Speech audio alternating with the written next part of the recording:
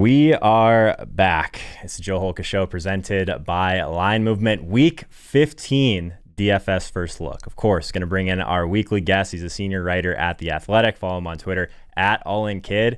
Jake Seeley.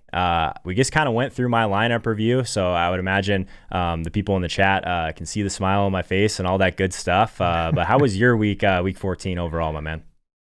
It's kind of what you and I were talking about before the show. So first of all, congratulations again. But thank you. I didn't get a lot in this week. It ended up being a crazy Sunday morning, which was probably a good thing because I had 0 Derrick Henry. I pushed up to Dalvin Cook or came down to Aaron Jones, which neither of those hit.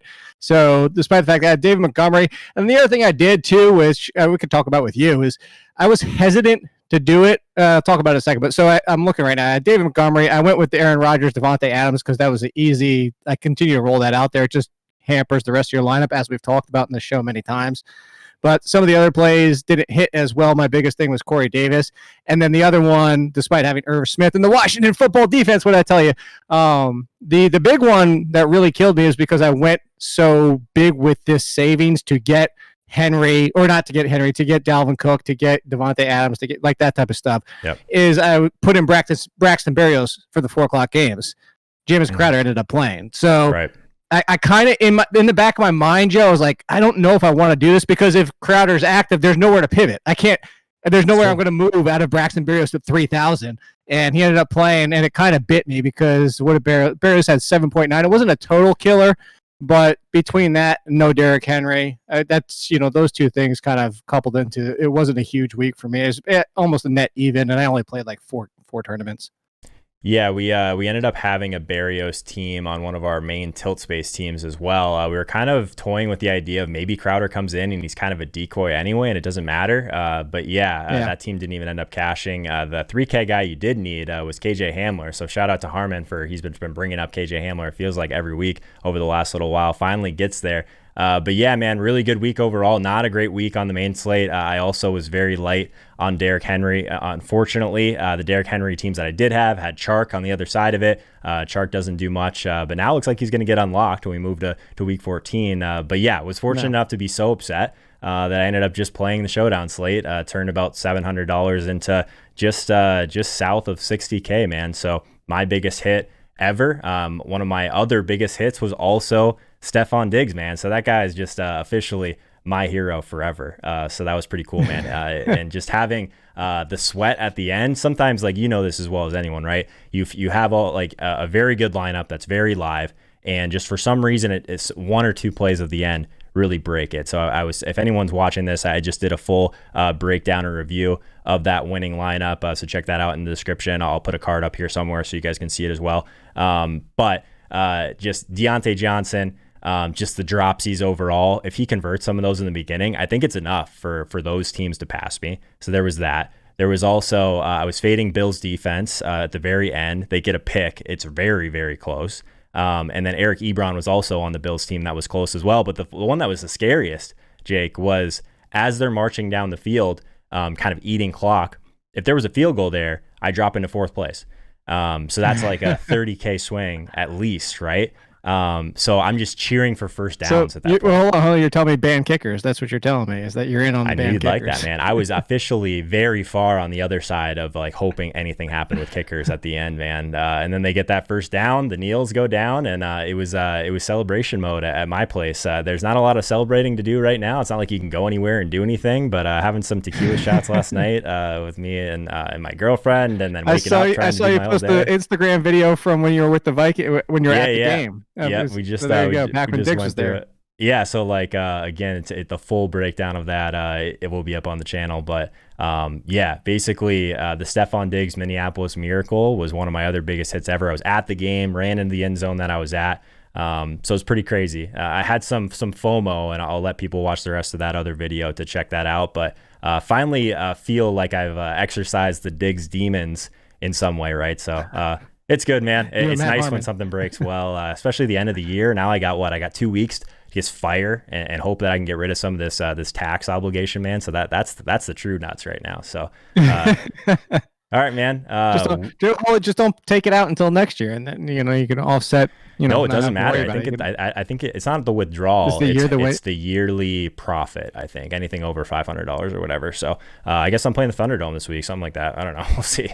But yeah, and let's move on to week 15. It's an interesting slate overall in terms of the amount of games, that sort of stuff. So let's take a look at some pricing, and we'll start with the quarterback position. Patrick Mahomes, 7,900. We do have Lamar on the slate against Jacksonville at 7,500. Russell Wilson, Kyler, Watson. We have some heavy hitters on this slate, man. What were you thinking about the top end overall when you saw this? No one over 8K, thankfully, but a couple guys up here, a lot of rushing ability up here as well it's priced up. Some good matchups. This is I guess a week that fantasy championships or getting to the fantasy championships was made of, right? Yeah, absolutely. I think if you're going higher, the one thing that you like to see, the best thing you like to see out of the Arizona Giants game is that Kyler Murray wasn't afraid to run and even took off, like aggressively took off, not to the point where, he's running for 100 yards, but was it 13 rushes or 14 rushes, somewhere around there? And like I said, when the opportunity was there, where it wasn't just a broken play, it was the window opened and there was a seam up the middle, whatever it was, he took off running. So to see that, we had been mentioning it for 3 straight weeks. I told you, I was like, I want to see him run. I didn't have Kyler Murray because of that, because I was concerned he's still worried about his shoulder, similar to Cam Newton from past years, for when he's been hurt and then he starts to get afraid to run. Still runs enough that he's okay. But with Kyler Murray, to see him go out there and run that much, I think he's definitely back in play as a top 5 quarterback. This is what you wanted to see. Kyler Murray was top 5 and hitting those 30, 40-point games because he was not only throwing for 3 touchdowns, but also rushing for a touchdown. Yep. If he rushes for a touchdown in that Giants game, we're talking about him as potentially a slate breaker this week. So Kyler Murray against the Eagles, I think, is in play if I'm going this high. I see it, like we mentioned, Russell Wilson's not cooking as much as he was before. Lamar Jackson's always in play, but if you're going to give me Lamar Jackson versus Kyler Murray for the running upside that are very similar now that Kyler Murray's running again, I'll take Kyler Murray at 7,000 and save the 500. Yeah, what was nice about Kyler, like you said, 15 rushing attempts. He hasn't seen over 5 in 3 straight weeks. So that was nice to see. We talked about it though. There was going to be a moment where people just thought he wasn't as healthy as he was. Like, this is an injury that just needs rest, right? So if he was able to kind of weather the storm for a little bit and not take any hits on that shoulder, there was going to be a moment where he came back and had a big rushing game. Didn't happen to coincide with the big game through the air, so we kind of got bailed out because he was super low owned across contests this past week. But interesting at the top end for sure. If you move down a little bit, we kind of end up in this range of quarterbacks that are a little bit less mobile, right? So we got Tom Brady, Jared Goff, we got Kirk Cousins. Yeah, I guess so. We do have Taysom down here as well. No, that's not even the one. Tannehill, Watson, which one? Are those one of the guys? Did I skip right over your guys? 5,900. Oh, you're going to go way down. Jalen Hurts. Yeah, okay. I'll let you get the Jalen Hurts rant out here. Oh, there's no rant. This is the upside I was talking about. It's somewhere like a Kyler Murray, Cam Newton mix, because he's got the rushing upside, as we just saw, for 100 yards, but he's bigger than Kyler Murray and bigger than Taysom Hill. The concern is the passing side of things. Again, I told you last week we saw the best and the worst of Jalen Hurts in his replacement of Carson Wentz, and we also saw the best and worst of it in that game. He had an opportunity where there was going to be a pick six if the defender could have just gotten it, and it's those kind of throws, the progression throws, that's the concern with Hurts. But the upside for fantasy, this is what we're talking about for rushing. There's 2 things to look at this. I know we're not talking defenses, but I kind of like the Arizona defense because you just saw how much pressure they got on Daniel Jones play after play after play. And I'm not saying it's the same situation for Hurts and Daniel Jones, because Daniel Jones is hurt. He's hurt and afraid to run right now. But if you're going to get the pressure after the quarterback and Hurts is struggling with progressions and he is looking to run first versus pass first, and he's making poor decisions, you could get sacks. Similar to Kyler Murray. Kyler Murray still takes sacks. You could get sacks and potential turnovers. So the Arizona defense, despite the fact that I like Hurts, I'm not going to play Hurts and Arizona in the same lineup. But I think you could play Hurts in some, and you could play Arizona in some, and kind of bring, get that counter. Like I would do Arizona if I'm not playing Hurts. We just stack them actually probably with Kyler Murray. You could kind of go that route to avoid all the people. But the savings is huge here. Hurts feels like it's going to be super chalk, and for a good reason. He should be. Yeah. One thing, and again, just like looking back at last week and some really sharp players, Michael Leone, Wiggins as well, they win a seat to the DraftKings Live final with just naked, who are we talking about here? Naked Hurts in general. He gets 100 yards, but like he was so cheap. I feel like we missed a little bit of an opportunity here, especially on the slate last week where there were so many strong, high-priced options. We had Devontae Adams, who completely just doesn't fully get there. We have Henry, like we talked about, but there was a lot of really strong wide receiver plays last week that were a little bit expensive. Like, that was the path, right? You just play this guy, hope he throws it to a couple different guys through the air and gets you, 40, 50 rushing yards? Obviously, he smashes that. But I think what's nice about, you could say the same thing about Trubisky, I guess, but Trubisky, we know that if things break right, he can have a ceiling. We don't know about Hurts, so there's like some unknown there. He was 3% owned in this qualifier, right? On a week where we kind of needed the savings in order to get up to Travis Kelce and some of these other guys we talked about. So you've kind of been a proponent over the last couple of years. We've been talking DFS together of like rolling out some of these naked quarterbacks at times. Like, is that a situation that you think that you probably should have looked at a little bit closer last week, or is it just scary because it's Philly and there just hasn't been a lot of success there overall? No, Hurts is always in play. All these negative quarterbacks are always in play. We do that a lot on the show. We talked about it. You kept mentioning last year how many times rolled out naked Jameis. So every time. This is what you're saying. The difference is so you look at somebody like Kirk Cousins, and I'm not saying because he had a down week, but Kirk Cousins and the teams where you get that funneled skinny tree that we love for fantasy purposes. That's where you always stack with them because if there's going to be a big day, it's going to go to 3 select players. On the flip side, when you have a team like this, when you had a team like last year with Jameis Winston, where you didn't know if it was going to be a Godwin week, you didn't know if it was going to be a Mike Evans week, but fantasy-wise, most weeks the production is going to be there. That's when you play some naked options. Right now, earlier in this year, before he got benched, before he started playing like crap, you could argue that if you didn't go Chark, you could go naked Gardner Minshew because it might be Keelan Cole, it might be Chris Conley's for some weeks. It's just when you don't know, that's when these guys come into play, and that's where it makes it a smart option sometimes. So you just teed yourself up, man. I was going to ask you Trubisky at 5,500 versus your guy at Minshew at 5,300. I know you already tweeted this at me today, but where do you land on your boy? Not against Baltimore. Actually, the next 2 games, Minshew's got Baltimore and Chicago. Bad timing for Minshew to come back. Yeah. I know. And to be honest, when you watch that game, I don't know if you heard me, but when you said Chark is back, I was like, I would love for Chark to be back. I took a flyer or two on Chark last week, but it's not just with Minshew, whoever it is. Ever since Minshew started to struggle, Chark has struggled. Chark has struggled. You could argue it's been the roulette of quarterbacks back there and poor quarterback play. It could be some of his missed games himself, but whatever it is, he's not on the same page. Something's not going right. I don't know if he's still struggling with timing in his routes, and that could be something I'm going to dive more into, film this offseason to really watch, but he's in the spot, the ball's not in the spot, the ball's in the spot, and it's just not connecting right now, even when Minshew came in. Minshew had success when he came in, and it wasn't with Chark, so I don't know that Chark is significantly like, all right, he's back in play because, one, he's going to be on the outside, probably getting some Humphrey, probably get a bad matchup with the Ravens, and if Minshew even has a good game these next 2 weeks. Anything else at quarterback, Jake? I think we've talked about a decent amount of these guys overall. Ryan Tannehill against Detroit, just play everyone against Detroit. But anything else that kind of stood out, I guess, at quarterback? No, I think we hit all the big ones. If you want to go, I think a lot of people are going to be on Tua after what happened last week because of Kansas City, but there was some garbage time. And who's he facing this week? The Patriots. For everybody that wants to throw the narrative out there that Belichick knows how to beat rookie quarterbacks and all that, and rookies in general. So I don't think I would be going to Tua. Trubisky's always in play. Trubisky's still down at 5,500.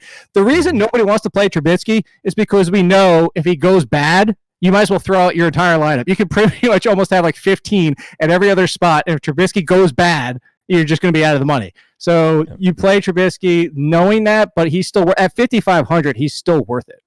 I think he's definitely worth it. Easy to stack him up with Allen Robinson as well. You can get like a cheap Komet on the other side. I just think there's a lot of flexibility there at a cheap price point, a good matchup against Minnesota. So I have some interest in that overall. Let's move on to running back. Again, we're going to do this. I've been talking about it all year. I've been on the wrong side of it plenty. But Derrick Henry, 9,500. I just said it. Play everyone against Detroit. He just played Jacksonville. Now he gets Detroit. Like, clearly, like a guy that, like, if you were not targeting in season long going into the playoffs, you were probably not very smart, right? So he's more expensive than Dalvin Cook. He still doesn't catch passes, but he just continues to put it down everyone's throat that wants to fade him in these type of matchups. So now, I guess 9,500, and then part two, what would his price have to be for you to just completely avoid him? Not even ownership considered, but like the price.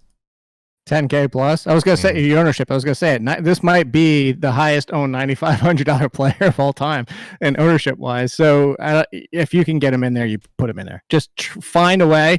I would almost just start with Henry and see what you can work around him. Oh, the good thing here is that there's some intriguing plays low 7. So you're going to get some people who will fade them. And that's what you're looking at. Jonathan Taylor at 7,200. Great option. Great play. David Montgomery, top running back for the past 3 weeks alongside Derrick Henry. He's got Minnesota at 7K. So you're going to have people that drop down to Taylor and Montgomery, and you're going to have them drop down, possibly even starting both of them. So if you look at these options here, if you can get Henry, you're going to have to go cheap at wide receiver if you want to get anybody outside of the 5K range for your second running back. But I would do my best to find a way, and hopefully we've seen this already. There's somebody, I'm not even talking about Berrios, but just other options with what happened with QT and Hansen. And obviously it wasn't a huge game, but something's going to happen by Sunday where we free up some salary, where you can probably find a 4K guy. I'm with you, man. And you'll hear me probably talk about this on a lot of shows this week for everyone that's live in the chat right now. But one of my longest standing, most important clients has 4 seats in the DraftKings live final this week. So this is a position like with the Derrick Henry thing. If you have 4 seats, like I don't know if you want to be in between by like playing a couple lineups of him. I think you either want to be all in or all the way out. But in a qualifier situation, you kind of do want to spread those shares a little bit. So this is a week that we're going to be diving in a little bit deeper. But man, that price tag is tough. I hope we find some value to make it at least a little bit more palatable. So if you move down, we said Dalvin Cook, tougher matchup against Chicago. He's 9K, continues to get the ball a ton in this offense. And then we got Alvin Kamara, 7,400. This feels like a tough price tag for him, but they've priced up some of these other guys that we've been kind of grabbing in that mid 6K range for a while. We got Montgomery, like you mentioned. We've got Jonathan Taylor. Both of those guys are 7K and above. James Robinson, 7,100 against Baltimore. Miles Sanders breaks off these huge runs at low ownership, has Arizona this week, 6,900 for him. So I guess like Sanders and above, do you like this tier if you move down off of Henry, down off of Cook a little bit? Yeah, I'm a little hesitant. I love James Robinson. I'm a little hesitant to go back even. The opportunity is here where people are going to be disappointed to stay away from him. But again, it's this matchup against Baltimore. That's going to be concerning, especially if they get out early against that defense. No problem. And I know James Robinson's involved in the passing game. But if we get bad Gardner Minshew, which is certainly a possibility, I just don't know what to go for that game. If I'm going in this range, it's Montgomery and Taylor. I know Miles Sanders looked good, but before that run, he was 7-14. After that, they had some decent runs there. It just was... And I'm the guy who never takes anything away from anybody. But the fact is what they were able to do. I don't know what happened in that Saints game. Those Saints hadn't allowed a 100-yard rusher since 2017. This is just football sometimes. Wow. And everything was clicking right on that offensive. 2017. That's a long-ass time. That's almost 60 games. I think it was like 56 or 7 games. Yeah, so we were just talking about the Stephon Diggs catch, like the Minnesota Miracle thing. That was in 2018, and that feels like a lifetime ago, man. So that's how long it's been since they've given up that time of game to a running back. That's crazy. And that's the thing. And for all people is Miles Sanders, who have been losing carries to Jordan Howard and Boston Scott. And then, Doug Peterson goes right and uses him how he should. Hopefully this gets him right. I just don't know if I want to trust him again, just because this feels like why go to him when Montgomery's $100 more? Why go to him when you only have to spend $300 more to get the Taylor? And if you're going to go here, I don't see the need to do it.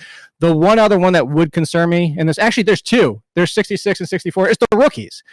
The Swift usage was promising. He was the lead guy, but that backfield only ran like 12 times, and he had 7 carries or something like that. And 7 then Cam Akers, 5 targets.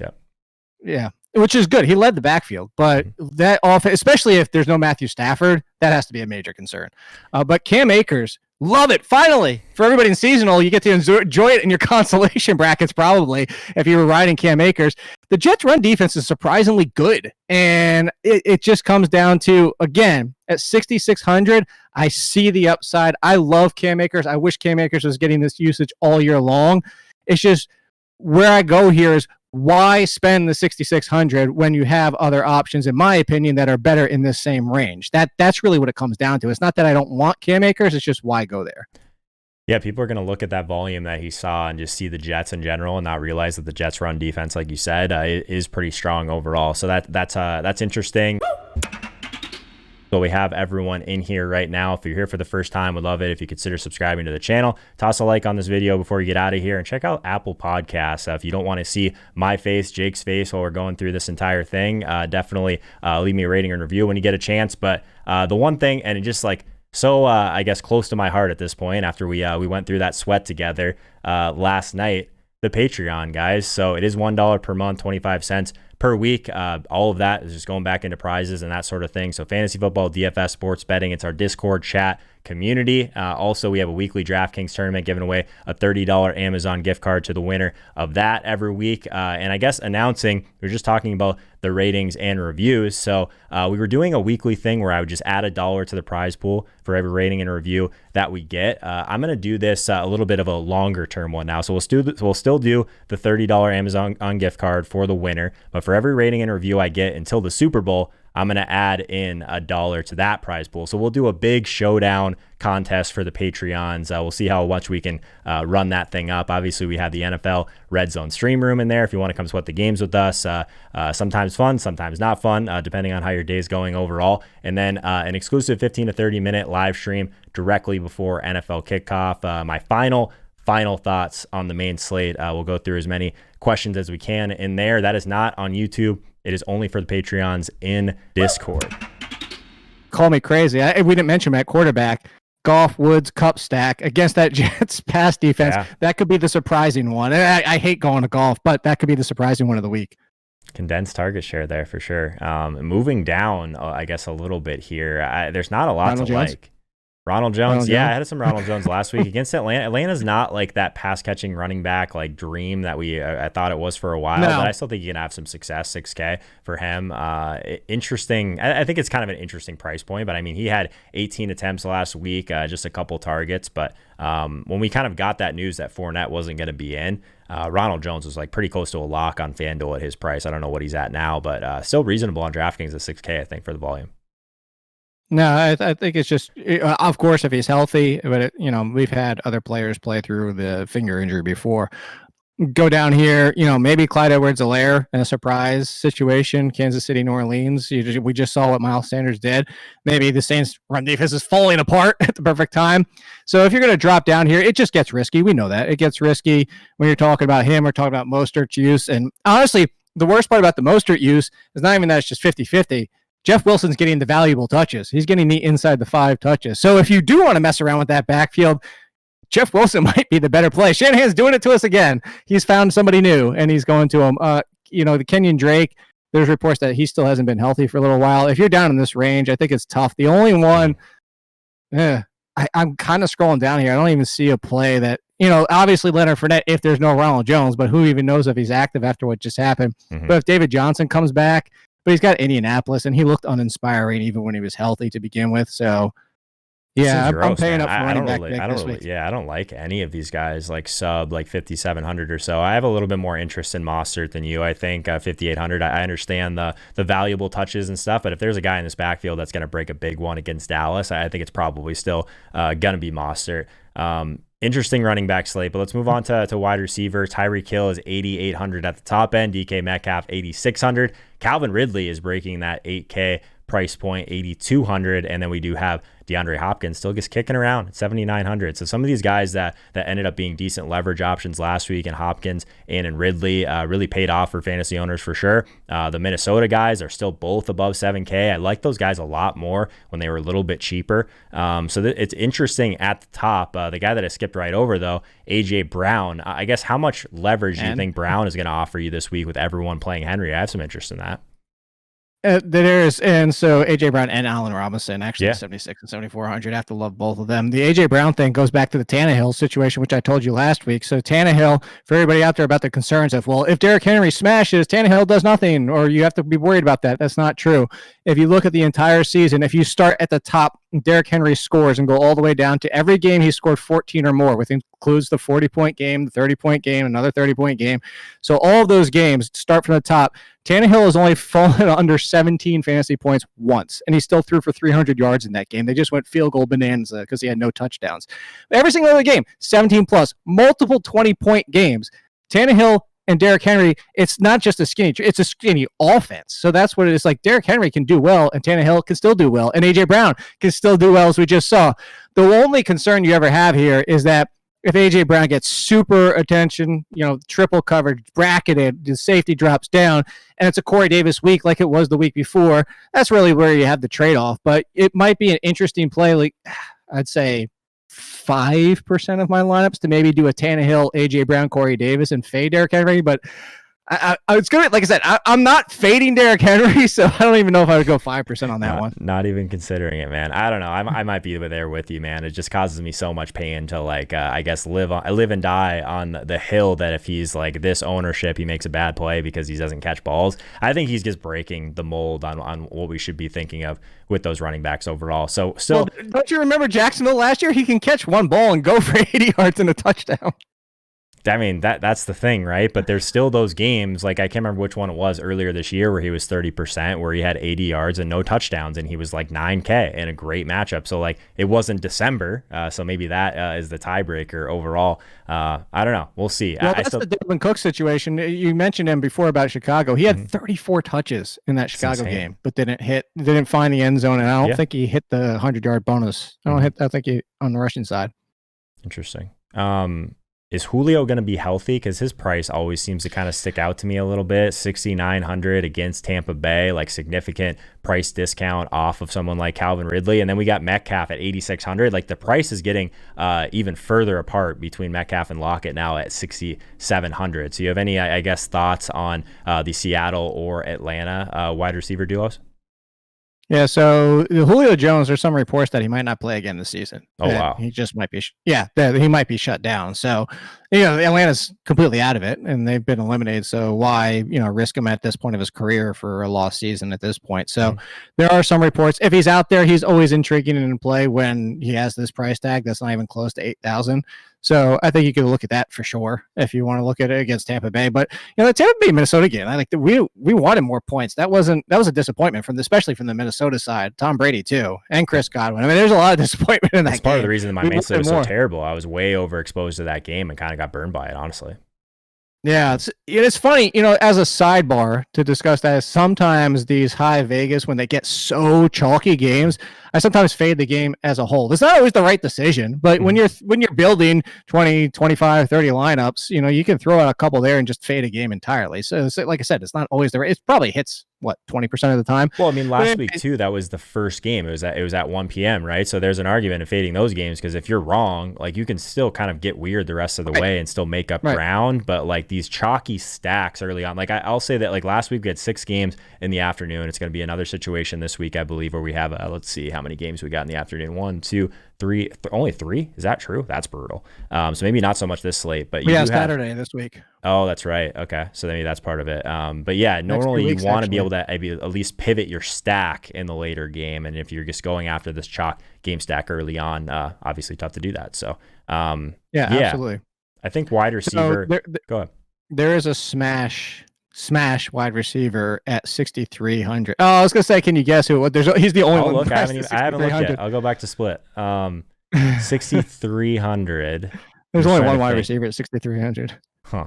I haven't even scrolled down that far, if I'm being honest. Is it in very similar to the wide receiver he plays with. They lost their tight end, and now they just lost the guy that he plays just like. Oh, Brandon Ayuk, right? Yeah, 6,300 against Dallas. Just pretend it's Debo with nobody else at wide receiver on that team. So I love Ayuk, and my biggest concern, I didn't think we were going to be talking much about Ayuk to 2021 because Kittle was healthy, and then he replicates what Debo does a lot. That's what makes him so good. Is very similar wide receiver. But when they lose all these pieces, and now Debo sounds like he's out. Brandon Ayuk at 6,300 is going to be in a lot of my lineups. Wow, Peter overs because that. Debo left super early.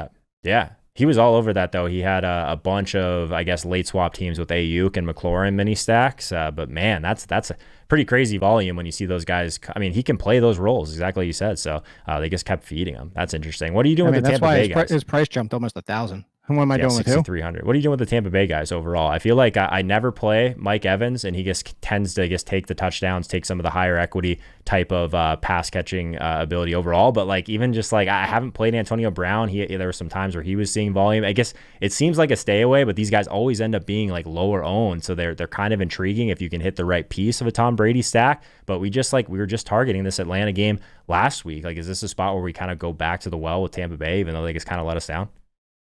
I think you can. Godwin for the first game since Antonio Brown, his first bad game. Godwin hasn't been having great games. I don't think he has even had 100 yards with Antonio Brown in the team, but he's been consistent the 3 weeks prior before their bye. So you could go back to Godwin and hope. If you're going here, though, it feels to me like Mike Evans is the strongest tournament play because maybe he doesn't get 100, but he's the one that can get 2 touchdowns because Tom Brady continues to go to him consistently and most consistently once they get into the red zone and even end zone targets, which we discussed at the beginning of the year. I told you the stat of how much more valuable end zone to red zone targets are because you know that. You could get targeted at the 19 in your red zone target.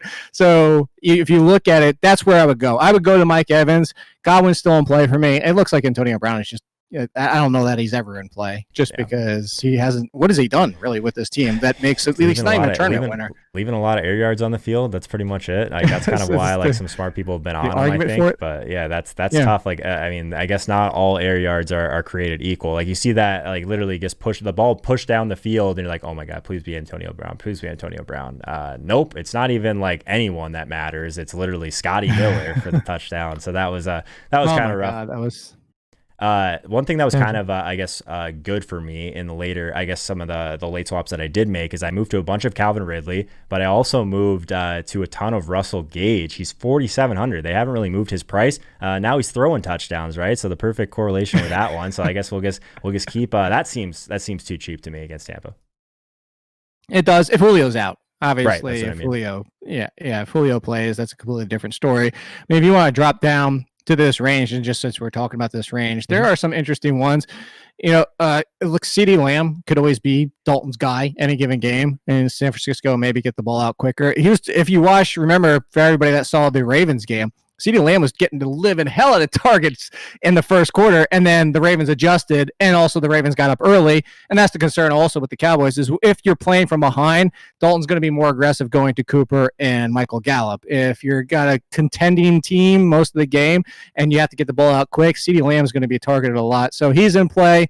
I think if you look at Jamison Crowder being healthy against the Rams in the slot, you got some opportunities there to avoid the Ramsey and the outside with Williams and all that type of stuff. So there's interesting play there. Down further, I don't really know who you go to down further. You know the one I want to go to? You skip really past him. Where is I kind of just skipped down a little bit. You want to know why I skipped down, Jake? It's because I don't want to talk about T.Y. Hilton against Houston. That's what I don't want. There you go. All the people in the chat telling me that this guy just smashes against Houston. Like the last 4 years, all doesn't he does matter if that's just Houston. Like this defense is different now, Jake. It's 4 years later. I hate that narrative. It's different every single year. I hate it. Well, see, and you know, I hate narratives too because people only remember when it works. People only remember the revenge games when they work. They always remember birthdays when they work and all this type of stuff. They don't remember the 66.7%. It works 1/3 of the time. You're better. 1/3 of the time you're the same. 1/3 of the time you're worse because it's sports. It has nothing to do with anything. And right. So I mentioned 10 other people you're playing with on offense, let alone the 11 other people you're facing on the other side. Actually, more than that if you're talking about the defense because packages are going to subset. So if you're looking at, but it's T.Y. Hilton's new usage. We talked about it on your show last week. Narratives aside, like does his new usage at this price, the targets like that? Spot. Okay. I'm willing to. I will indulge that part of it. Yes, he's lost a little bit of a step, but why he's getting open deeper now is because they're asking him to run more routes over the middle of the field, break more off, so it's pulling corners in tighter. And even safeties, depending on what's going on, which is allowing him to do a double move or anything, or even one, just get deep on these guys. And that's where you're seeing some of these big plays. They're smart. It took them too long to do this, but they're smart in the fact that instead of sending T.Y. Hilton on post and deep routes and nines and all that type of stuff, they break him off. He's not as fast as he used to. Now the corners pull up and you get that move and you're still 90% of what he used to be. So T.Y. Hilton's absolutely in play, no question about it. And then what was the one other one? I was going to go back up. You skip past one. Oh, Terry McLaurin.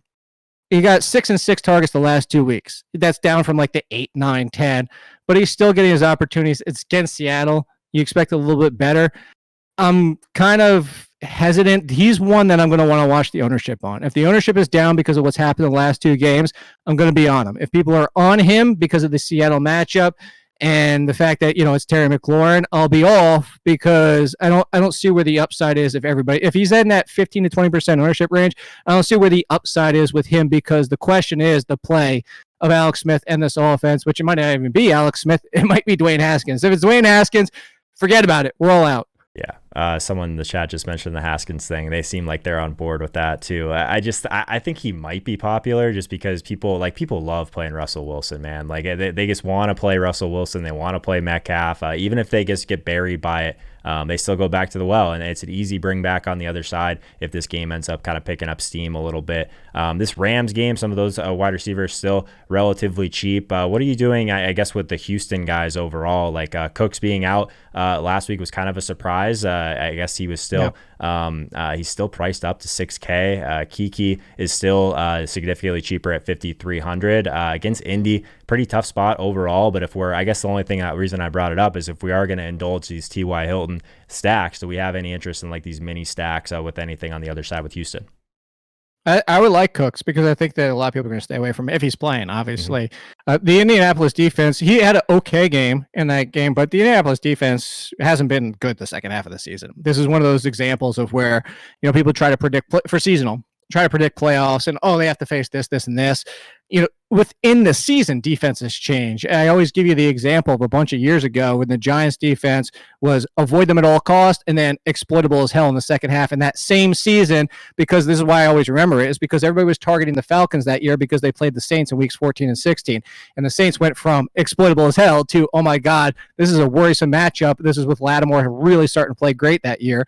So I bring that all to say Indianapolis is not a defense you need to be concerned about like you used to in the first half of the season. So I think you can say that Cooks is in play, QT is in play. I would say Hanson's the bigger boom or bust option than QT. QT's safer floor, obviously, but if you're talking tournaments, you don't play a lot of cash, you might just go to Hanson and get the savings.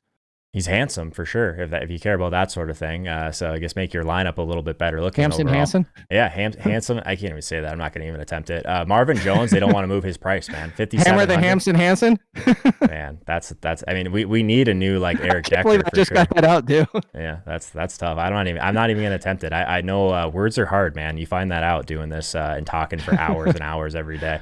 What do you think about Marvin Jones at 5,700 in this spot? Like, I'm trying to think about some bringbacks on the other side of this game. 8 targets, 12 targets, 12 targets. Like, he hasn't really had a crazy ceiling performance outside of that 100-yard game and a touchdown 2 weeks ago. Outside of that, the yardage hasn't really been there, but the volume has. So I have a little bit of interest if we do get a healthy Stafford in this spot. But that's kind of a weird range for me. I guess any interest in Marvin Jones, or is it just quarterback dependent on that one? No, I'm willing to come back to Marvin Jones. I had 0%, and I actually talked our boy Chris Meaney out of using Marvin Jones. I said, look, it's Jair Alexander. Everybody kept asking me in the seasonal rankings, why do you have Marvin Jones down like a wide receiver 38 or somewhere around there, really low end? It's like he's getting all the volume. It's Jair Alexander. Marvin Jones is good, and this is a good matchup for him against Tennessee Titans. This is a very, very, very easy defense to beat. And if you look at it, they're going to push the pace too. Obviously, it all hinges on Matthew Stafford, as you said, but Marvin Jones is somebody similar to when we had the Travis Fulgham fun. I'm not comparing the two, but there's similar scenarios. Is once you start getting number one attention, and that's what Marvin Jones is going to get anyway, is number one attention doesn't work for every wide receiver. So Marvin Jones getting shadowed almost by Jair Alexander, it was just complete fade for me. Just stay away. But now you bring it back and you come to a great matchup. Yeah, Marvin Jones is back in play. Anything on the cheap side that you like? I'm kind of scrolling down a little bit here, and I have to force myself not to play Denzel Mims and these Jets guys, I think. So if he comes back and he's healthy, I don't know. They've just caused me so much pain this year. So just scrolling down a little bit. David Moore gets in the end zone last week. He's 3,400. Who else? Perriman's still super cheap. Bird is 3,800. I was a little bit higher than Mooney, 3,900. There you go. Mooney, huh? Against Minnesota? I like that. Against Minnesota, and if you're going to play the big play upside, if you're going to go to Trubisky, Robinson, Mooney, Trubisky, there you go. Because Mooney's his big play option. Anthony Miller has just occasionally been sprinkled in here time and again. But, there was a little bit concern about Mooney playing last week. And he still, he scored one. He had a touchdown. It was on 22 yards. I remember that. But the yardage wasn't there. you're looking for, he hasn't done it yet this year, but if you want to talk about air yards and somebody who could surprise him 100, like the bonus, like Mooney is in play. I was actually legitimately surprised Mooney hasn't hit 100 yards this year. Man, it's the air yards, man. It's like, I guess they're not all created equal coming from Trubisky. Exactly. Like that. I'm not as interested in that. All year long, Marquise Brown just not producing. It's the same argument for the Jets guys, probably. Like, they're just not, like, the targets they're getting downfield. Like, if you watch, like, I'm not like a big like person like hand in the dirt watching the tape, but if you just watch any of these games, like, you see these balls just sail over heads, and just like you're just like, oh, okay, that guy's gonna have a bunch of air yards this week, but that wasn't even close to a catchable ball. They should adjust that metric to be like catchable air yards. I think we just created something right there. There are. Okay, so that exists. There's more smart people. Air yard. I know there's catchable pass percentage. I'm gonna have to dig into this. I wonder if there's catchable air yards. That'd be a great stat, by the way. There you go. Because I was about to say, you know who probably has the worst, and probably has the quarterback with the most air yards left on the field is Eli Manning. I'm gonna go back and see if we can. I don't know if air yards go back far enough for Eli, but how many times was he throwing the ball into the middle of the field, like 10 yards or away from whoever he was targeting? It's a tough scene, man. But those air yards, man, the sharps will tell you that they matter a lot. I'm a big air yards guy, but I'm trying to get better at like the quality of the air yards, because I think that definitely matters, and that's not going to be something that shows up in the data. So see, there you go. Game theory knows play Mooney if your league accounts for air yards. Yeah, there you go. Like, we should just get points for air yards at that point. That seems like a fun. People want points for everything. People want points for pass interference too for the wide receiver. People just want free points. I mean, I wanted some punter points last night for about the first half of that Thursday night football game, and because there was like nothing happening. So I'm just gonna keep talking about that game at least every 5 minutes, because it's been great to just take that victory lap today. Tomorrow I won't. Today I'm gonna do it as much as I want. Tight end, Jake. We're gonna touch on Kelsey's 8K now. I mean, man, he's basically outpacing basically every wide receiver in the league right now in terms of yardage. The touchdown upside's there. It's just such a big drop off in salary. Would you prefer just to play a guy like Kelsey and just play him like a wide receiver and avoid this position as a whole? I don't know. What do you think about the price? I was thinking about Kelsey until I saw he was 8,000, and then there's only 3 wide receivers that are priced higher than him. Really, Metcalf and Hill. He's more expensive than Hopkins, Brown, Robinson, Jefferson, Tom. Like, just go down the list. That's the problem now, and it goes back to the same thing I've talked to you before about this. Now, from a seasonal perspective, Kelsey in the first round. Like, you can go Kelsey, and you can go Kelsey at 8,000, and it can work. My problem is it's similar like Devontae Adams when he's 9,500, pushing 9,800, and all that type of stuff. And then like the Derrick Henry at 95. If it goes wrong, you're done. You're toast. You can't have somebody 9K plus at most positions and Kelsey at 8K, and then have them not have not only a good game, they need to have like 20 points. Otherwise, your lineup's almost toast for what happens. So you can certainly do it. There's every argument in the world for how Kelsey's playing to do it. The sidebar is, if you're looking at some of the options here, there are some intriguing plays where I don't think I'm going to do it. And especially for Mark Andrews, as long as Mark Andrews looks good tonight against Jacksonville. I know he's been very roller coaster this year, but Mark Andrews is 5,500. Yeah. It's just such a big price. Like, literally, in order to get Travis Kelce, Tyreek Hill, and Patrick Mahomes in your lineup, like, you're going to have to punt the rest of the way from there. Like, you can't even do it. You can't bring it back with Michael Thomas. It's crazy. I think the argument for paying up for these elite tight ends is when they're priced like they're tight ends, like they're not like wide receivers, right? So if we got Kelsey again, like in like the high 6Ks, like low 7Ks, you can make a stronger argument for it, but he's got to go absolutely nuclear to hit that price tag at 8K, right? So, and you mentioned another part of it. If he was 7K and then facing Detroit, where you could bring it back with Marvin Jones, and you don't have to pay 8K for a wide receiver too, that makes it 1,000 times more doable. And heck, if he was 8K versus, let's go back to again Marvin Jones. If he was 8K versus Houston, that you could do it because you can bring it back with a 5-6K wide receiver. The problem is, as you just mentioned, you can't bring it back with Tyreek Hill, or not bring back with Tyreek, bring it back with Michael Thomas. Now your lineup's done. The correlation's really limited on that, and I think that matters. I mean, depends on the field size you're playing, right? So I think Andrews, I'm on board with that against Jacksonville for sure. He's still running a ton of routes. His target per route run very high. His weighted opportunity still high, even though it hasn't been a great season overall in terms of consistency, right? So one guy that we kind of skipped over a little bit when talking about Tom Brady, Rob Gronkowski, like, is just continues to get some like deeper targets down the field, and he's used in the red zone, all that stuff. So is Rob Gronkowski the guy that we've been like, I guess, wanting in this offense? He's 4,200. I've really only been playing him on Brady teams recently, but I actually don't think that Gronk is terrible. He's not terrible, and he did miss one play that he almost had that catch. But also, if you look at it game per game, I just pulled it up: 3, 6, 7, 2 targets. Yeah. So the 3 before the bye, 3, 6, 7. The 7 was the big game where he had 100 yards, and then the 2 targets. He's definitely in play. It's just he kind of either has to be the guy or one of the 2 guys with Mike Evans, or he's going to have to score a touchdown. But it's tight end. That's what we're chasing anyway. We're chasing tight end touchdowns. Like, people are going to be on Higbee because he's facing the Jets, and they're going to see that 30-second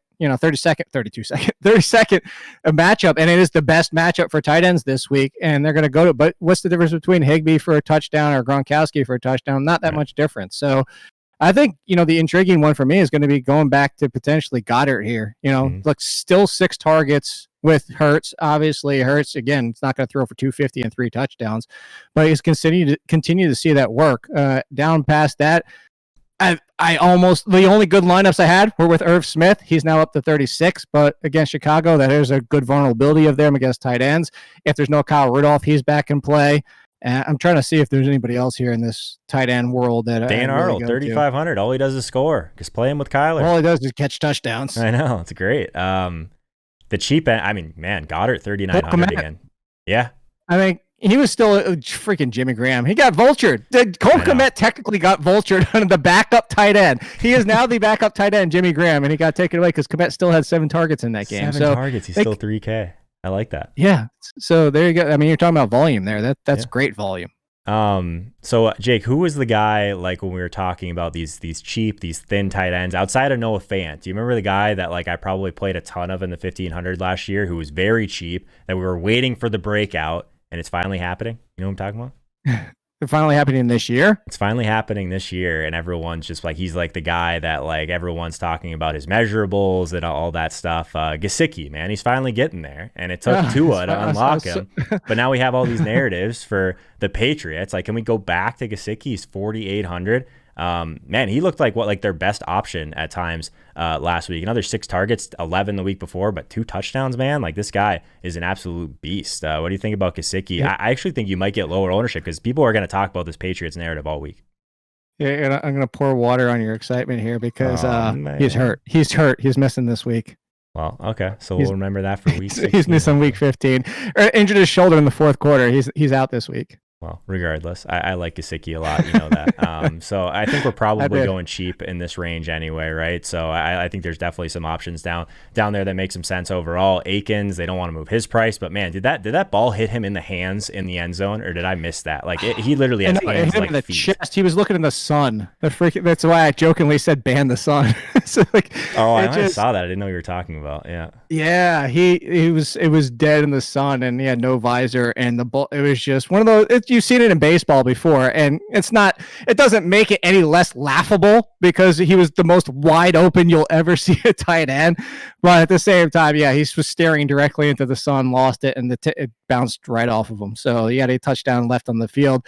I like Jordan Akins, and here, I'll give you this. I don't even know if I'm going to him this week, so maybe now that I'm finally not going to him, he'll smash. There you go. Mm-hmm. Yeah. All right. Well, so before I mention another guy that's hurt, anyone else you like at tight end before you get out here? No, I was actually looking. He had 6 targets in that game. Mm-hmm. It's a thing. Yeah. I don't know. Logan Thomas, interesting. He's running as their number 2 wide receiver. Tyler Eifert, 2,900. If you want to get really gross. What's this thing that you said you're saving for me? You said anybody else before just before I mentioned someone that's probably hurt, since apparently all people are letting me know in the chat about Gesicki.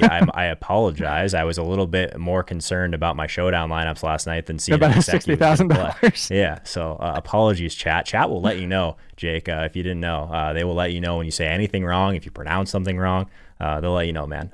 Just kidding. Love you, chat. Idiot. All right, let's call it, man. Jake Seeley, everyone. Make sure you follow him on Twitter at AllInKid. Everything that's going on at The Athletic. Jake, is it kind of does the volume come down this time of year with season long kind of wrapping up, or what do you guys got going on over there? I mean, my job doesn't change. I'm still doing waivers tonight, still doing rankings Tuesday, Wednesday, continue to update them. So, and then the adjusted points allowed, which is, this is what's useful. Some of the things that I'm referencing, you guys can't see it because it's on the side, but you can see it on the site. But if you go to theathletic.com/line movement, that's where you get your discount to get on the site if you haven't. But yeah, still all the right stuff, but there's some more mixed fun in there. We're doing a way too early mock draft for 2021. Right. There's all sorts of stuff that we do fun for December and January to mix it up because, as you mentioned, a lot of people have already tuned out. Yeah, well, what do I got to do to get you to play some showdown lineups, man? That's what we should really be talking right now. Apparently, I'm a showdown specialist now. People in the chat are telling me I'm a showdown specialist. I give me 2 more hours in a day. And yeah, I would love to get fined 4 more hours in the day to be able to do that kind of stuff. Now you got greedy. I was just looking for 2. Like, see, that's the thing is like I don't play a lot of Sunday. I don't play showdowns because Sunday I'm reviewing a crap ton of stuff. Monday I'm reviewing a crap ton of stuff, getting the waivers ready, and it's always like if you give me a showdown on Wednesday, you could get me into it. Like, or even a Friday, I could definitely get into it. Well, I did add a show with Peter Overzet Monday nights at 7:30 p.m. Eastern time on his channel. We're calling it the Showdown Cram. It's kind of a little bit of a 30-minute just live stream to get like your feet set after we've kind of already built our lineups. It will be on my channel on Thursdays, so that one will get started a little bit earlier. I'll come hang out with chat for a little bit longer, so 7 p.m. Eastern time for the Thursday Night Football Showdown breakdown. But that's gonna go ahead and do it, Jake. Best of luck. A lot of season-long implications this week overall. So good luck in week 15, my man. Appreciate it, Joe. Congrats again, man. Thanks, bro. See ya.